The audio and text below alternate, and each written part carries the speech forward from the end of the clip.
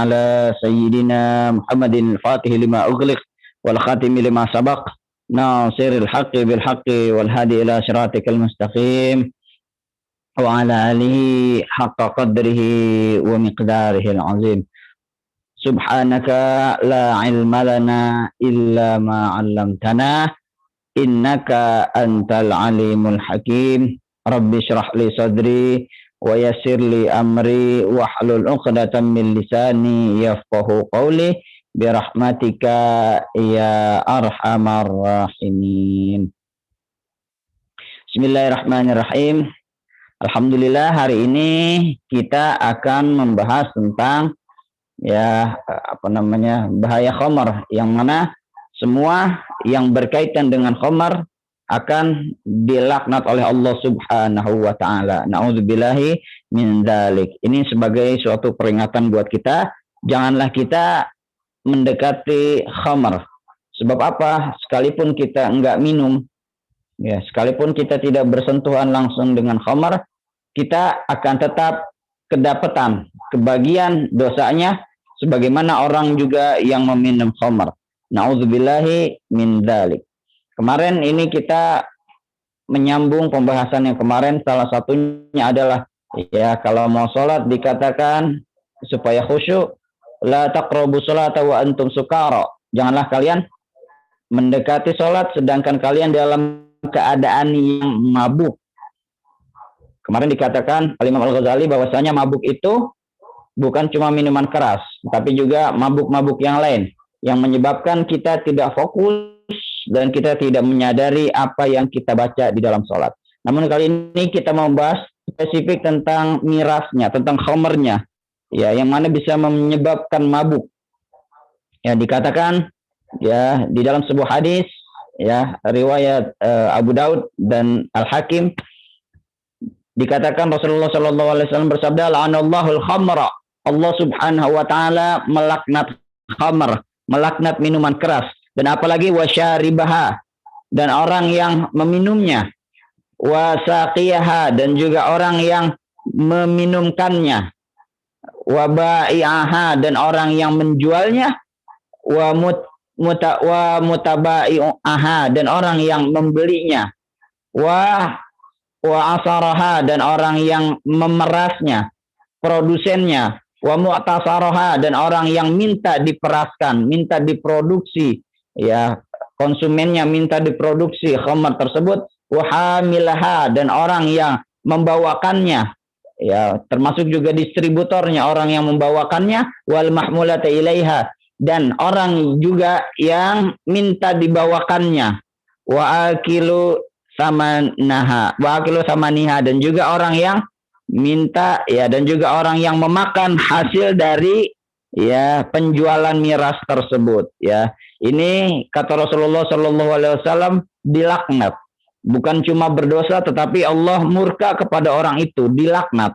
Artinya jangankan bukan di atas marah lagi, tapi benar-benar dibenci oleh Allah Subhanahu wa taala. Semua yang berkaitan dengan khamar.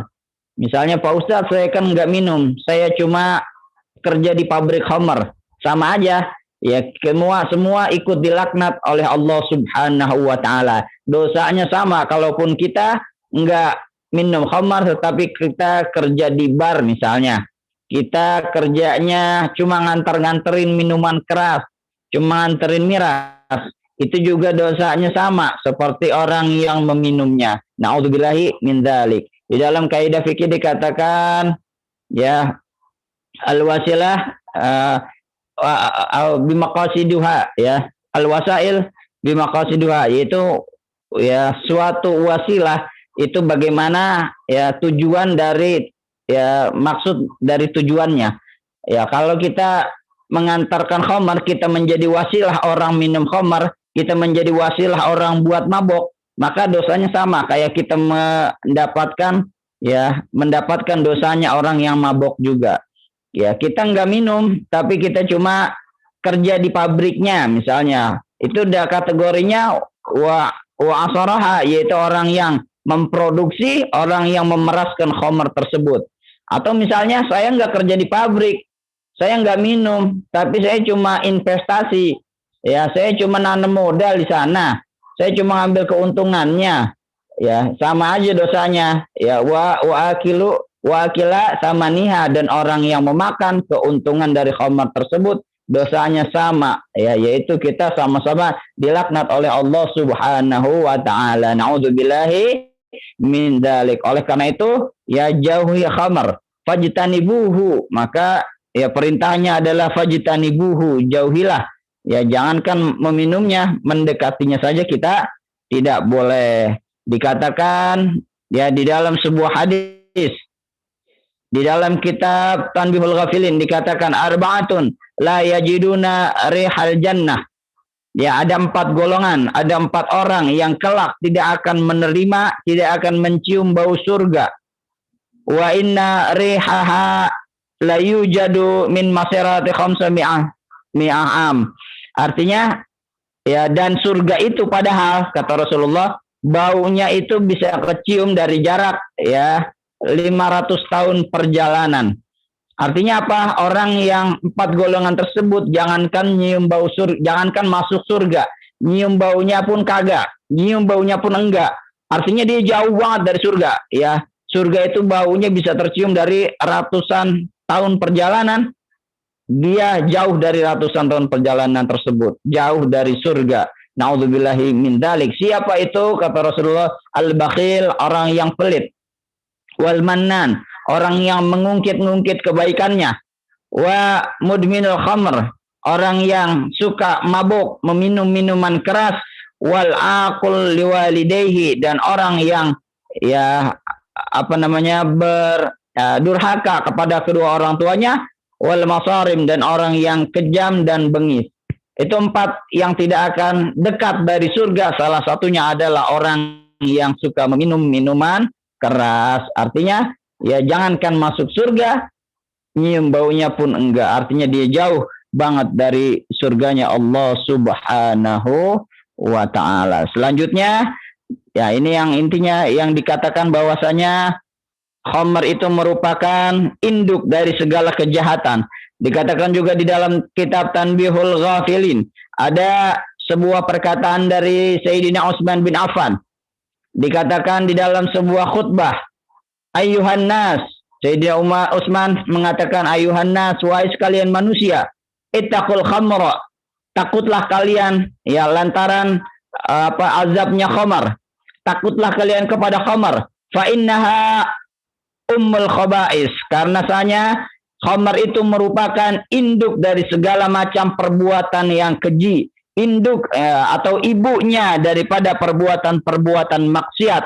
Wa inna rajulan mimman kana qablikum minal ibad kana yakhtalifu ilal masjid. Karena dulu ya kata Sayyidina Utsman, ya dari umat-umat terdahulu ada seorang ahli ibadah yang mana dia ini rajin ke tempat ibadah, rajin ke masjid. Ini ceritanya dulu sebelum Islam datang. Itu cerita pada umat-umat Nabi terdahulu. Jadi dulu ceritanya ada seorang ahli ibadah. Beliau rajin ke tempat ibadah, rajin ya bersujud, rajin ke masjid. Falaqiyathu mra'atun su, maka ya seorang perempuan menemuinya. Yang mana perempuannya ini jelek, perempuan jelek akhlaknya, perempuan sundal, perempuan ya tidak baik akhlaknya, pelacur, ya mendatanginya. Fa'amarat jariyataha, maka ya wanita ini menyuruh pembantunya, menyuruh budaknya. Fa'adkhalatul manzil, maka ya dibuat ya wanita itu ya bersama si ahli ibadah tersebut berada di suatu kamar. Ya sudah diatur strateginya sehingga mereka berdua ada di suatu kamar. Fa'aghlaqat al-bab. Kemudian wanita itu mengunci pintu kamar tersebut. Wa indaha batiyatul khamri. Kemudian di sisinya, di sebelah wanita itu ada ya sebotol minuman keras. Wa indaha sobiyun. Dan ada juga di sebelahnya seorang anak kecil. Faqalat lahu la tufarriqni hatta tashraba ka'san min hadzal khamar. kamu tidak akan keluar dari kamar ini kata wanita tersebut, kamu tidak akan keluar dari kamar ini ya sampai kamu minum satu cawan saja dari khamar tersebut. Atau opsi kedua, kamu mau bersetubuh dengan saya, kata wanita tersebut. Atau dikasih opsi ketiga, yaitu membunuh anak kecil ini. Ini seorang ahli ibadah dalam suatu kondisi ya terjepit. Ada 3 opsi yang diberikan, yang mana kalau nggak dipilih salah satunya, dia tidak akan dibukakan kamar. Opsi yang pertama adalah mau minum minuman keras, apa mau bersetubuh, atau mau bunuh anak kecil. Kemudian ya dikatakan wa illah, kalau engkau tidak mau milih semuanya, kalau engkau tidak mau milih salah satu, sohtu, yakni sorokhtu, katanya, maka aku akan teriak. Saya akan teriak dari kamar saya, wa qultu, dan aku akan mengatakan, dakhala alayya fi baiti, bahwa engkau telah masuk ke dalam kamarku, engkau akan memperkosa aku, katanya. Maka ya dikatakan, faman alladhi yusaddiquk, maka siapa lagi yang akan membenarkan kamu, siapa yang mau percaya sama kamu kalau kamu udah ada di suatu ruangan bersama saya. Ini kata wanita tersebut. Itu ancamannya. Maka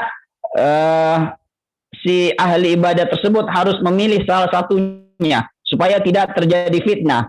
Sebab kalau dia teriak, ya dilakukan terjadi fitnah, ya maka akan hancur reputasinya si ahli ibadah tersebut. Dia akan ya dicap sebagai orang jelek, ya, dan lain sebagainya. Maka untuk menghindari hal itu, fadha'afur rajul inda dzalika, maka ya si laki-laki tadi itu ya harus memilih salah satunya, maka dipilihlah salah satu opsi yang menurutnya paling kecil, yang paling ringan. Apa itu? Waqala, dan kata laki-laki tersebut, amal fahishatu fala atiha. Ya, kalaupun pilihannya ada berzina, maka saya tidak akan berzina, sebab itu merupakan perbuatan yang keji, itu dosa besar. Maka opsi yang itu saya hapus, saya laksanakan. Wa amman nafsa fala aqtuluha.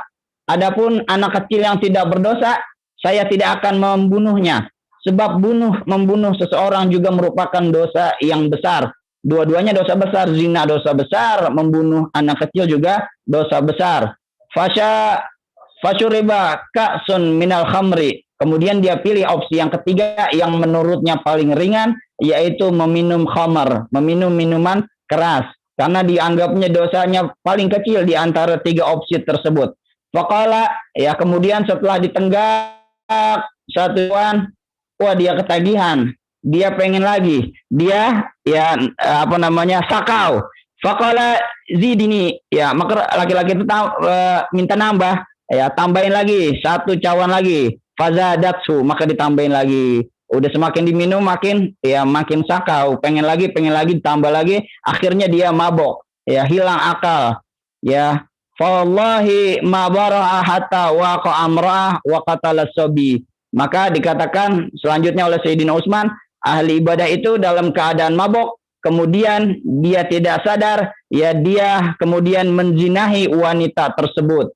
Dan ya lantaran telah berzina dan dilihat seorang anak kecil, ya di dalam kamar tersebut ada anak juga, maka lantaran tidak mau perbuatannya diketahui oleh seorang pun, perbuatan zinanya dilihat seorang pun, maka anak kecil tadi pun akhirnya dibunuh lantaran ya dia tidak mau ya perbuatannya diketahui oleh orang lain.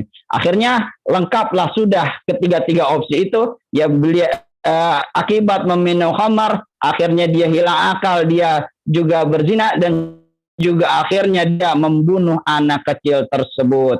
Kemudian Sayyidina Utsman mengatakan fajtanibuha, maka jauhilah khamar tersebut, kata Sayyidina Utsman, fa innaha ummal khaba'is, karena sesungguhnya khamar, minuman keras itu merupakan ya ibunya atau induknya dari segala perbuatan maksiat. Wa annahu wallahi, dan ya sesungguhnya aku bersumpah kepada Allah, kata Sayyidina Utsman, la yajtami'ul iman wal khamra fi qalbi rajul illa yushaka ahaduhuma ayyadhhabal akhir. Yaitu ya khamar dan iman tidak akan bersatu di dalam hatinya seseorang, ya melainkan salah satunya pasti akan kalah. Ya artinya kalau orang sudah minum khamar pasti ya kalau enggak yang kalah imannya atau yang kalah khamarnya. Itu adalah opsi dua pilihan. Makanya kita jauhi khamar. Sebab apa? Banyak mudaratnya, banyak minuman keras, banyak maksiat yang terjadi lantaran orang mabok, lantaran minuman keras. Banyak orang sakau akhirnya mencuri, banyak ya orang mabok akhirnya membantai orang-orang, melukai sesama saudaranya dan lain sebagainya. Banyak orang mabok akhirnya kecelakaan. Banyak orang mabok akhirnya melakukan perbuatan-perbuatan dosa yang lainnya. Sebab apa? Khamar bisa menghilangkan akal dan juga menghilangkan iman kita. Na'udzubillahi min dzalik. Alhamdulillah kemarin Presiden sudah mencabut salah satu ya poin ya di dalam perpresnya, yaitu menghapus ya pelegalan investasi minuman keras.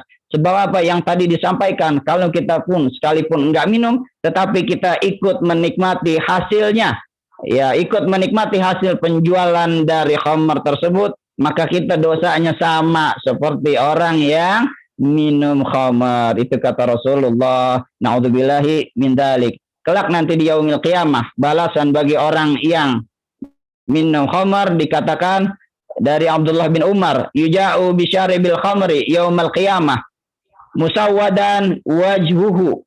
Kelak nanti orang yang suka minum minuman keras, ketika di yaumil qiyamah dia akan datang dengan wajahnya yang hitam. Wajahnya hitam legam. Kemudian murazzaqatun ainahu, kedua matanya biru. Mukanya hitam, matanya biru. Mudalli'an lisanuhu ala sadrihi yasilu lu'abuhu. Ya dikatakan lidahnya terjulur sampai ke dadanya. Ini gambaran orang yang minum minuman keras nanti. Lidahnya terjulur sampai ke dadanya, yang mana yasilu lu'abuhu, yang mana banjir itu akan ludahnya. Air liurnya membanjiri seluruh dadanya.